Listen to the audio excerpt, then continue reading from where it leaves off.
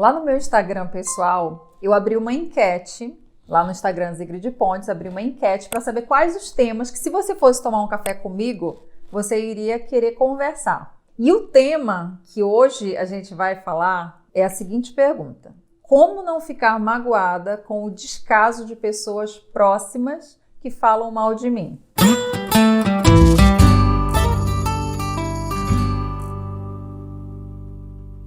Isso daqui é uma coisa que ela é bem típica do temperamento melancólico. Não que seja só esse temperamento que fique afetado, que fique ressentido. Qualquer temperamento, em maior ou menor grau, logicamente que esse em especial ele vai ficar mais sensível a esse tipo de situação, mas qualquer temperamento, dependendo do momento de vida que a pessoa esteja passando, isso daí é algo que pode sim chatear. Olha só o que a pessoa colocou aqui, né? De alguém próximo, não é? Uma pessoa que você nem tem contato, não, alguém próximo que faz descaso, que fala mal, que não está próximo, e aquilo ali ressente. Então, o que eu te digo?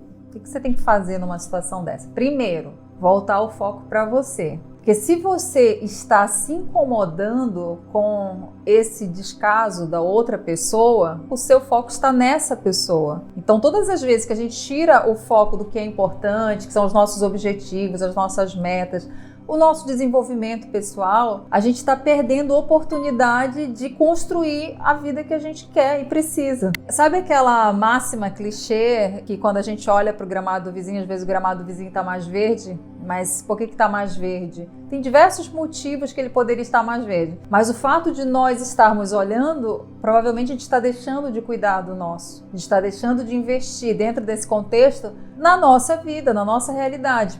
Outro ponto muito importante é que a gente nunca deve levar nada para o lado pessoal. Tem um livro também lá nos destaques, no destaque livros lá do meu Instagram, que eu falo sobre esse livro, que são os 4 compromissos. Esse livro é fantástico. E um dos compromissos, daí eu sempre passo para os meus clientes, sempre quando eu me ressinto com alguma situação, que eu sou humana, né? Eu vejo primeiro, por que isso está me incomodando? O que está refletindo? Estou tirando foco de mim, estou perdendo tempo ao invés de estar produzindo aquilo que é importante para mim, sentindo a necessidade da aprovação do outro, da validação do outro. Isso já é um indício de baixa autoestima. Quando a gente tira o foco de nós, e não é olhar para nós, eu vou virar egocêntrico, eu fico pensando só em mim. Não, se a gente melhora, se nós buscamos essa evolução pessoal, a gente melhora a nossa convivência com as outras pessoas. Independente do que nós possamos fazer de melhor, a gente nunca vai agradar todo mundo, porque as pessoas têm as suas próprias insatisfações, as suas próprias carências, e às vezes elas não conseguem lidar com elas mesmas. Então, se elas têm dificuldade, quem sou eu para querer que elas o tempo todo queiram estar próximas de mim? Ou tem essa necessidade de validação, de precisar com que o outro goste, aprove o que eu faço. Isso é um indício de carência emocional. Se a gente para de se auto-observar, por isso que a auto-observação ela é muito importante. Se a gente para de fazer essa auto-observação, não para ficar centrado em si mesmo,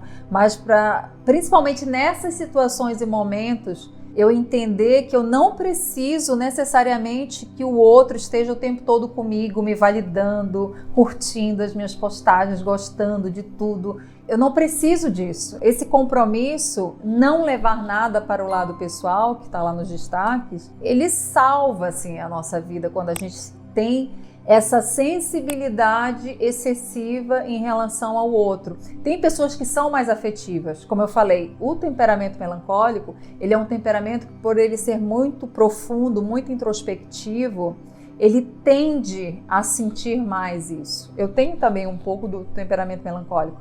Então eu sinto que, por exemplo, tem momentos, logicamente, que vai me afetar, pode me afetar mais ou menos, mas é um momento de eu parar, refletir, ver o que é projeção, por que eu estou me incomodando tanto com o outro, por que eu estou tirando o meu foco de mim, do que eu preciso fazer para evoluir enquanto pessoa, enquanto ser humano. Não, a gente tem que fazer a nossa parte, colocar novamente esse foco em nós, produzir e tá tudo certo. Sempre vão existir pessoas que vão gostar de nós e pessoas que não vão gostar de nós. O que acontece muitas vezes? Dependendo da educação e criação que a gente teve, é meio que nós como se fôssemos condicionados a sermos sempre gentis. Nós, como somos crianças, e fomos crianças educadas, o que acontece? Os pais da gente falam, ó, você tem que ser boazinha, você tem que agradar, você tem que ser gentil. Então a gente ouve isso e a gente fica naquela expectativa. Enquanto crianças, a gente procura fazer sempre o melhor